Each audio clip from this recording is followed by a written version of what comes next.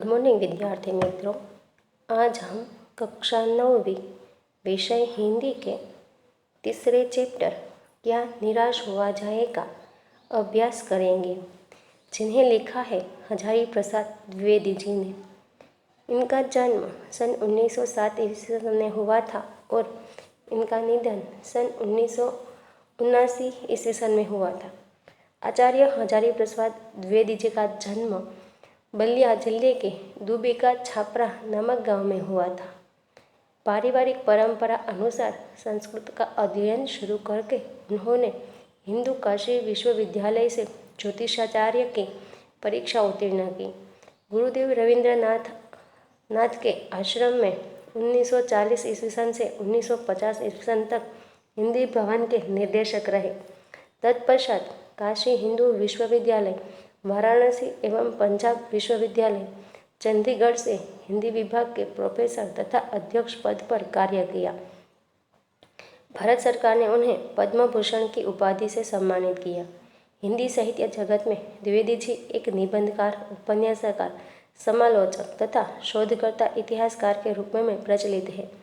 अशोक के फूल, विचार प्रवाह, कुटच, कल्पलता आदि निबंध संग्रह, बाणभट्ट की आत्मकथा, पुनर्नवा, चारु चंद्रलेखा, अनामदास का पौधा उपन्यास तथा कबीर, सूरदास, हिंदी साहित्य का अधिकार, साहित्य सहचर, हिंदी साहित्य उद्भव और विकास, हिंदी साहित्य की भूमिका आदि आलोचना तथा इतिहास ग्रंथ हैं। प्रस्तुत निबंध में द्विवेदी जी ने यह समझाया है कि तत्कालीन भारतीय समाज में व्याप्त अनाचार केवल बाहरी स्तर पर है। वास्तव में आज भी लोगों में मानवीय मूल्यों के प्रति आस्था कायम है। अपने जीवन में घटित कुछ घटनाओं के द्वारा बताया है कि हमें निराश नहीं होना चाहिए, अपितु हमें जीवन के प्रति आस्थावान बने रहना चाहिए। यहाँ लेखक कहते हैं, मेरा मन कभी कभी बैठ जाता है। समाचार पत्र में ठगी, डकैती, चोरी, तस्करी और भ्रष्टाचार के समाचार भरे रहते हैं। आरोप प्रत्यारोप का कुछ ऐसा वातावरण बन गया है कि गलत है कि लगता है देश में कोई ईमानदार आदमी ही नहीं रह गया है। हर व्यक्ति संदेह की दृष्टि से देखा जा रहा है। जो जितने ही ऊंचे पद हैं उनमें उतने ही अधिक दोष दिखाए जाते हैं। लेखक कहते हैं कि आजकल समाचार पत्र में और जो लूट, चोरी जैसी भ्रष्टाचार के समाचार आ रहे हैं और दूसरों पर आरोप प्रत्यारोप हो रहे हैं, इनसे वातावरण ऐसा बन गया है कि हर इंसान को संदेह की दृष्टि से ही दिखा जाना लगा है और जो इंसान जितने ऊंचे पद पर होता है उनमें उतने अधिक दोष जो है वह दिखाए जाते हैं। एक बहुत बड़े आदमी ने मुझे एक बार कहा था कि इस समय सुखी वही है जो कुछ नहीं करता। जो कुछ भी करेगा उसमें लोग दोष देखने लगेंगे, उसके सारे गुण भुला दिए जाएंगे और दोषों को बढ़ा चढ़ाकर दिखाया जाने लगेगा। दोष किसमें नहीं होते, यही कारण है कि हर आदमी दोषी अधिक दिख रहा है, गुणी कम या बिल्कुल ही नहीं। स्थिति अगर ऐसी है तो निश्चय ही चिंता का विषय है। लेखक कहते हैं कि उन्हें किसी एक बड़े आदमी ने कहा था कि आज सुखी वह है जो कुछ नहीं करता, क्योंकि अगर इंसान जो है, मनुष्य है, जो कुछ भी करता है तो उनमें गुण नहीं देखे जाते, लेकिन उन्हें उनके जो दोष हैं वही देखे जाते हैं और यह जो बात है वह बड़े चिंता का विषय है। क्या यही भारतवर्ष है जिसका सपना तिलक और गांधी ने देखा था? रविंद्रनाथ ठाकुर और मदनमोहन मालवीय का महान संस्कृत सभ्य भारतवर्ष किसी अतीत के गह्वर में डूब गया। आर्य और द्रविड़, हिंदू और मुसलमान, यूरोपीय और भारतीय आदर्शों की मिलन भूमि महामानव समुद्र क्या सूखी गया? मेरा मन कहता है ऐसा हो नहीं सकता। हमारे महान मनुष्यों के सपनों का भारत है और रहेगा। यहाँ जो लेखक है वो हमसे प्रश्न कर रहे हैं, क्या जो हमने जो भारत का सपना देखा था, क्या आज वो भारत है जिसका सपना गांधी जी और तिलक ने देखा था? या हमारे जो संस्कृत सभ्यता जो है क्या वो किसी गड्ढे में डूब गई है? हमारा देश जो है वह उनमें कई सारे लोग जो है, कई सारी जातियों के लोग रहते हैं, जिनमें द्रविड़, आर्य, हिंदू, मुसलमान, यूरोपीय आदि जो है उनकी मिलन भूमि है, यह हमारा देश है। हमारा देश जो है वो, लेखक कहते कि मेरा मन कहता है कि ऐसा हो नहीं सकता कि हमारा देश जो है वह गड्ढे में गिर गया हो, डूब गया हो, या महामानव जो समुद्र है यहाँ जो जातियाँ रहती है वह कम हो गई हो। जिन बड़े लोगों ने सपना देखा था वह भारत है, था और हमेशा रहेगा। यह सही है कि इन दिनों कुछ ऐसा माहौल बना है कि ईमानदारी से मेहनत करके जीविका चलाने वाले निरीह और भोले भले श्रमजीवी पिस रहे हैं और झूठ तथा फरेब का रोजगार करने वाले फल फूल रहे हैं। ईमानदार को मूर्खता का पर्याय समझा जाने लगा है। सच्चाई केवल भीरू और बेबस लोगों के हिस्से पड़ी है। ऐसी स्थिति में जीवन के महान मूल्यों के बारे में लोगों की आस्था ही हिलने लगी। हाँ, यह बात सही है कि कुछ दिनों से जो स्थिति है वह ऐसी है कि ईमानदारी से मेहनत करने वाले जो लोग हैं वह जो है वह आगे बढ़ गए हैं और जो मेहनत कर कर कमाने वाले लोग हैं वह पीछे रह गए हैं। परंतु ऊपर ऊपर जो कुछ दिखाई दे रहा है वह बहुत ही हाल की मनुष्य निर्मित नीतियों की त्रुटियों की देन है। सदा मनुष्य बुद्धि नई परिस्थितियों का सामना करने के लिए नए सामाजिक विधि निषेधों को बनाती है। उनके ठीक साबित न होने पर उन्हें बदलती है। नियम कानून सबके लिए बनाए जाते हैं, पर सबके लिए कभी कभी एक ही नियम सुखकर नहीं होते। सामाजिक कायदे कानून कभी युग युग से परीक्षित आदर्शों से टकराते हैं। इससे ऊपरी सतह आलोड़ित भी होती है। पहले भी हुआ है, आगे भी होगा, उसे देखकर हताश हो जाना ठीक नहीं है। लेखक कहते हैं कि ये जो कुछ त्रुटियां है, जो कमी है, वो मनुष्य निर्मित, मनुष्य से बनाई जो नीतियां है उनकी वजह से नए कानून बन रहे हैं। अब जो कानून है वो कभी कभी सबके लिए एक समान नहीं होता। किसी के लिए सुखमय होता है तो किसी के लिए दुखमय भी होता है। यह देखकर हमें हताश नहीं होना चाहिए, यह अच्छी बात नहीं है। भारत ने कभी भी भौतिक वस्तुओं के संग्रह को बहुत अधिक महत्व नहीं दिया है। उसकी दृष्टि से मनुष्य के भीतर जो महान आंतरिक तत्व स्थिर भाव से बैठा हुआ है वही चरम और परम है। लोभ, मोह, काम, क्रोध आदि विकार मनुष्य में स्वाभाविक रूप से विद्यमान रहते हैं, पर उन्हें प्रधान शक्ति मान लेना और अपने मन को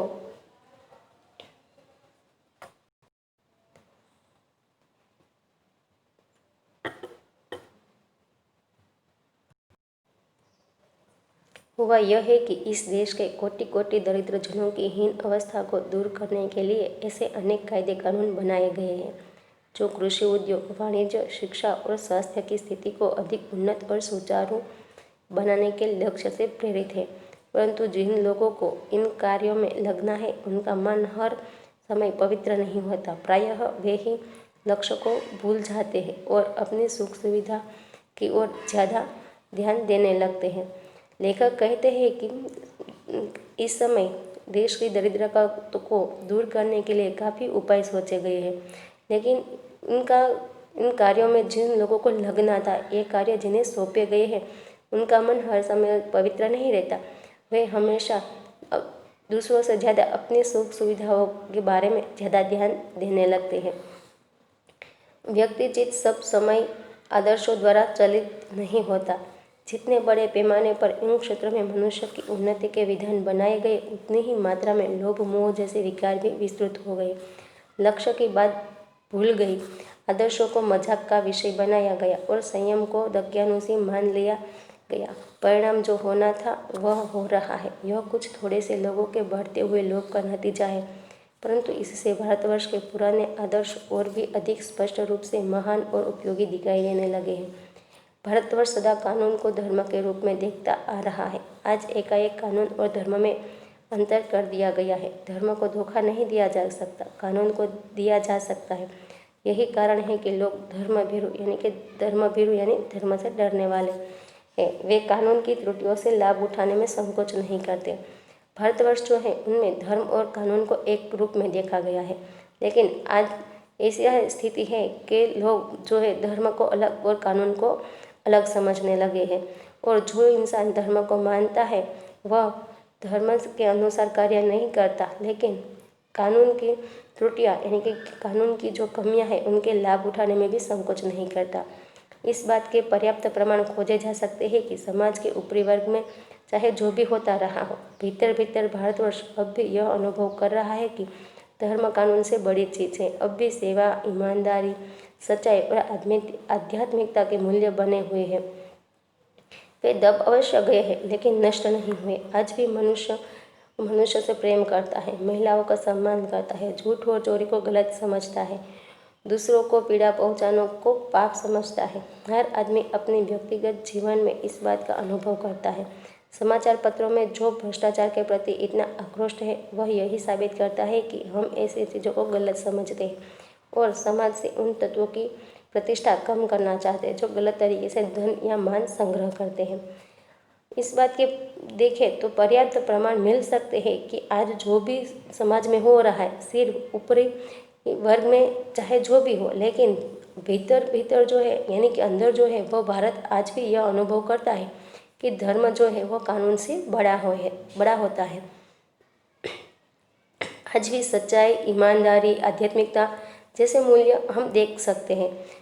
वह दब अवश्य गए हैं लेकिन पूरी तरह नष्ट नहीं हुए। आज भी मनुष्य एक दूसरे से प्रेम करते हैं, महिलाओं का सम्मान करते हैं, चोरी करना, झूठ बोलना जैसी बातों को गलत समझते हैं, दूसरों को दुख पहुंचाने को पाप समझते हैं और आदमी अपने व्यक्तिगत जीवन में इस बात का अनुभव भी करता है। आज हम समाचार पत्र में देखें कि भ्रष्टाचार के प्रति जो आक्रोश दिखाई देता है, वह यही साबित करता है कि ऐसी चीज़ों को गलत समझा जाता है और हम ऐसी चीज़ों को आज भी गलत समझ रहे हैं। समाज के उन तत्वों की प्रतिष्ठा हम कम करना चाहते हैं जो गलत तरीके से धन या मान जो है वह संग्रह करते हैं।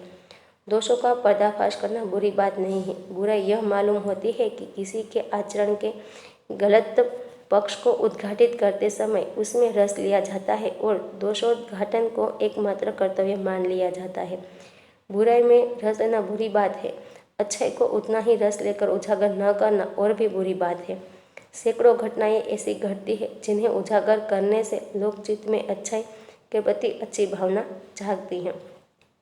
एक बार रेलवे स्टेशन पर टिकट लेते हुए गलती से मैंने 10 के बजाय 100 रुपये का नोट दिया और मैं जल्दी जल्दी गाड़ी में आकर बैठ गया। थोड़ी देर में टिकट बाबू, उन दिनों के सेकंड क्लास के डिब्बे में हर आदमी का चेहरा पहचानता हुआ उपस्थित हुआ। उसने मुझे पहचान लिया और बड़ी विनम्रता के साथ मेरे हाथ में 90 रुपये रख दिए और बोला, यह बहुत गलती हो गई थी, आपने भी नहीं देखा, मैंने भी नहीं देखा। उनके चेहरे पर विचित्र संतोष की गरिमा थी। मैं चकित रह गया। लेखक कहते हैं कि दोषों को पर्दाफाश करना बुरी बात नहीं है। अगर हमारे जीवन में क्या हम कोई ऐसी बात देखते हैं तो उस बारे में बुरी बातों को तो हम रस लेकर सुनते हैं लेकिन और उजागर भी करते हैं, लेकिन उतने ही रस से हम अच्छी बात को लेकर उजागर नहीं करते। यह बुरी बात है। अगर हमने कोई अच्छी घटना ऐसी देखी है तो हमें उसे उजागर करना चाहिए जिससे लोगों के मन में अच्छाई के प्रति अच्छी भावना जागृत हो सकती है। इसी बात को ध्यान में रखते हुए लेखक समझाते हैं, कहते हैं कि वह एक बार रेलवे स्टेशन पर टिकट लेते समय उनसे गलती हो जाती है और वह 10 रुपये की बजाय 100 रुपये देकर टिकट बाबू से टिकट लेकर अपने स्थान ट्रेन में डिब्बे में बैठ जाते हैं। लेकिन वह समय ऐसा था कि सेकंड क्लास में हर आदमी का चेहरा पहचानना आसान था, इसलिए टिकट बाबू जो है वह डिब्बे में आते हैं और फिर लेखक को पहचान कर कहते हैं कि ये लीजिए आपके 90 रुपये, शायद गलती हो गई, मैंने भी नहीं देखा और आपने भी नहीं देखा। और यह 90 रुपये लौटाते समय उनके चेहरे पर एक विचित्र सी संतोष की गरिमा जो है वह झलक रही थी। कैसे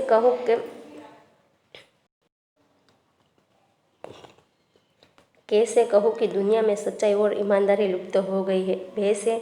वैसे अनेक अवांछित घटनाएं भी हुई है, परंतु यह एक घटना ठगी और वंचना की अनेक घटनाओं से अधिक शक्तिशाली है। तो लेखक इस बात को ध्यान में रखते हुए कहते हैं कि कैसे कह दूँ कि ईमानदारी जो है वह समाप्त हो गई है। ऐसी कई जिनकी हमने इच्छा न की हो ऐसी घटनाएं हुई है, परंतु यह घटनाएं जो है वह ठगी और वंचना की अनेक घटनाओं से अधिक शक्तिशाली होती है। एक बार मैं बस यात्रा कर रहा था। मेरे साथ मेरी पत्नी और 3 बच्चे भी थे। बस में कुछ खराबी थी। रुक रुक कर चलती थी। गंतव्य से कोई 5 मील पहले ही एक निर्जन सुनसान स्थान में बस ने जवाब दे दिया। रात के कोई 10 बजे होंगे। बस में यात्री घबरा गए। कंडक्टर ऊपर गया और एक साइकिल लेकर चलता बना। लोगों को संदेह हो गया कि हमें धोखा दिया जा रहा है। लेखक कहते हैं कि एक बार वह बस में यात्रा कर रहे थे और साथ में उनका परिवार भी था। लेखक को जहाँ तक पहुँचना था वह 5 मील दूर था कि बस जो है वह खराब हो गई।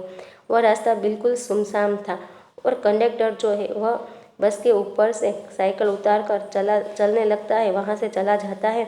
यह देखकर लोगों को संदेह हो जाता है कि ये लोग जो है उन्हें धोखा दे रहे हैं।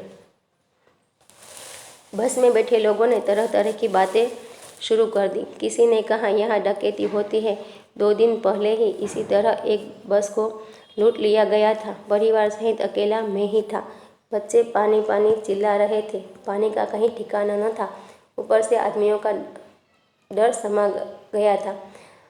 बस में बैठे लोग जो है वह तरह तरह की बातें बनाना शुरू कर देते हैं कि कुछ समय पहले या 2 दिन पहले इसी रास्ते से एक बस को लूट लिया गया था।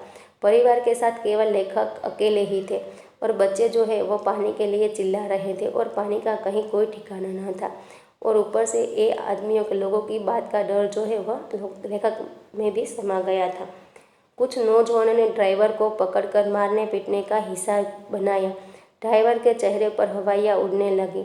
लोगों ने उसे पकड़ लिया। वह बड़े कातर ढंग से मेरी ओर देखने लगा और बोला, हम लोग बस का कोई उपाय कर रहे हैं, बचाइए, ये लोग मारेंगे।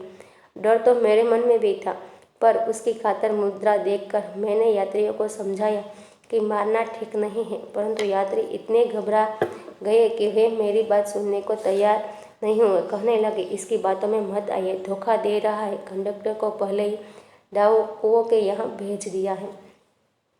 अब बस खराब हो गई और उनका कंडक्टर जो है वह साइकिल लेकर कहीं चला जाता है। इस बात से लोगों को यह शक हो जाता है कि यह लोग जो है वह डाकुओं के साथ मिले हुए हैं। इसलिए बस में बैठे कुछ नौजवान हैं वह ड्राइवर को पकड़कर मारने पीटने का कार्य जो है वह करने के लिए तैयार हो जाते हैं। अब ड्राइवर जो है इन सब बातों से काफ़ी घबरा जाता है। लोग उन्हें पकड़ लेते हैं। वह बड़े भयभीत होकर लेखक के सामने देखता है और कहता है कि ये लोग मुझे मारेंगे, आप मुझे बचा लीजिए। डरे तो हुए तो लेखक भी थे, लेकिन उनकी भयभीत आंखों को देखकर वह यात्रियों को समझाने का प्रयत्न करते हैं कि इन्हें मारना ठीक नहीं है। लेकिन यात्री है जो वह इतने घबराए हुए थे कि लेखक की बात नहीं सुनते और कहने लगते हैं कि इसकी बात में मत आइए, शायद यह भी धोखा दे रहा है और कंडक्टर तो पहले ही डाकुओं के पास भेज दिया है। मैं भी बहुत भयभीत था, पर ड्राइवर को किसी तरह मारपीट से बचाया। 1.5-2 घंटे बीत गए। मेरे बच्चे भोजन और पानी के लिए व्याकुल थे। मेरी और मेरी पत्नी की हालत बुरी थी। लोगों ने ड्राइवर को मारा तो नहीं, पर उसे बस से उतारकर एक जगह घेर कर रखा। कोई भी दुर्घटना होती तो पहले ड्राइवर को समाप्त कर देना उन्हें उचित जान पड़ा। ये गिड़गिड़ाने का कोई विशेष असर नहीं पड़ा। इसी समय क्या देखता हूँ कि एक खाली बस चली आ रही है और उस पर हमारा बस कंडक्टर भी बैठा हुआ है। उसने आते ही कहा, अड्डे से नई बस लाया हूँ, इस पर बैठिए। वह बस चलाने लायक नहीं है। फिर मेरे पास आकर लोटे में पानी और थोड़ा सा दूध लेकर आया और बोला, पंडित जी, बच्चों का रोना मुझसे देखा नहीं गया। वहीं दूध मिल गया, थोड़ा लेता आया। यात्रियों में फिर जान आई। सबने उसे धन्यवाद दिया, ड्राइवर से माफ़ी मांगी और 12 बजे से पहले ही सब लोग बस अड्डे पहुंच गए। लेखक भी काफ़ी भयभीत थे, लेकिन किसी तरह उन्होंने ड्राइवर को मारने से तो बचा लिया। लेकिन सारे लोग जो है वह क्या करते हैं कि ड्राइवर को एक जगह बांध कर रख देते हैं कि यदि कुछ ऊंच नीच हुई तो पहला क्या होगा कि वह ड्राइवर को ही मारेंगे। 1.5 या 2 घंटे बीत चुके थे। इसमें लेखक के परिवार की हालत जो है वो काफ़ी बुरी होने लगी थी। बच्चे को भूख लगी थी और भोजन की कोई व्यवस्था नहीं थी। और इतने में क्या देखते हैं कि कंडक्टर जो है वह दूसरी बस लेकर बस के ऊपर बैठा हुआ आता है और कहता है कि मैं बस अड्डे से नई बस लाया हूँ, जो बस थी वो चलाने लायक नहीं रही थी। और फिर लेखक के पास आकर कहता है कि वहाँ दूध मिल रहा था तो मैं थोड़ा दूध लेता आया हूँ और थोड़ा सा पानी भी लाया हूँ, और ये सारी चीज़ें लेखक को देते हैं। सब यात्री जो है वह कंडक्टर को धन्यवाद करते हैं और ड्राइवर से माफ़ी मांगते हैं, और 12 बजे से पहले वह जिस स्थान पर पहुंचना था वहां पहुंच जाते हैं।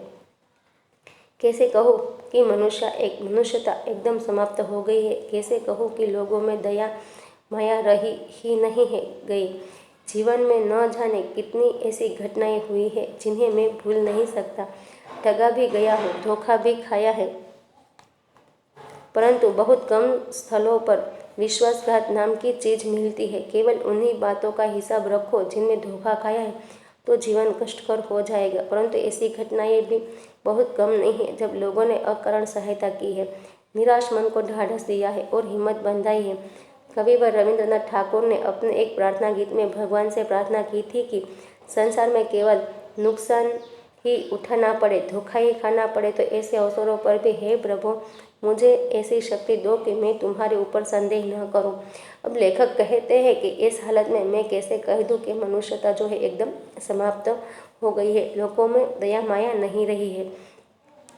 जीवन में ऐसी कई घटनाएं हैं जिसे हम भूल नहीं सकते। हाँ, जीवन में कई बार जो है ठगा भी गया हूँ और धोखा भी खाया है, लेकिन कई स्थलों पर ऐसा भी हुआ है कि जहाँ जो है वह हमें धोखा नहीं मिला है या हमें हिम्मत बंधाई गई है, तो या सहायता भी की गई है। तो ऐसी बातों को हमें ज़्यादा याद रखना चाहिए। और कहते हैं कि रविंद्रनाथ ठाकुर जो है वह उन्होंने अपने एक प्रार्थना गीत में लिखा है कि अगर जीवन में मुझे केवल नुकसान ही उठाना पड़े या धोखा ही खाना पड़े तो भी ऐसे अवसरों पर मुझे इतनी शक्ति देना हे भगवान, मैं आप पर शक न करूं।